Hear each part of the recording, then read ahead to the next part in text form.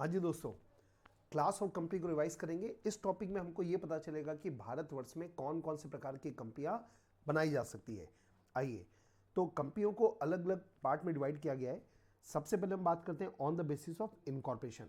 तो इनकॉर्पोरेशन के बेस पर दो प्रकार की कंपनियां हो सकती है। पहला स्टैट्यूटरी कंपनी, दूसरा रजिस्टर्ड कंपनी। स्टैट्यूटरी कंपनी का मतलब क्या हुआ? ऐसी कोई भी कंपनी जो स्टेट लेजिस्लेचर या पार्लियामेंट में किसी स्पेशल एक्ट के अंदर बनी हो, उस कंपनी को बोलते हैं स्टैट्यूटरी कंपनी।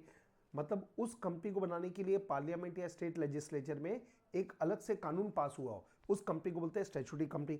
जैसे कि आरबीआई हो गया, एसबीआई हो गया, यूटीआई हो गया, आईडीएफसी हो गया, एलआईसी हो गया, एटसेट्रा।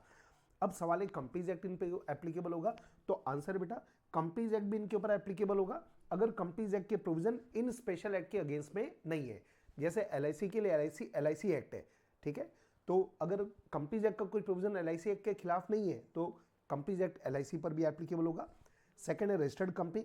रजिस्टर्ड कंपनी का मतलब वो सारी कंपनियां जो कंपनीज एक्ट के सेक्शन 220 में डिफाइंड है, उसको बोलेंगे रजिस्टर्ड कंपनी, और इनके ऊपर पूरा पूरा कंपनीज एक्ट एप्लीकेबल होगा।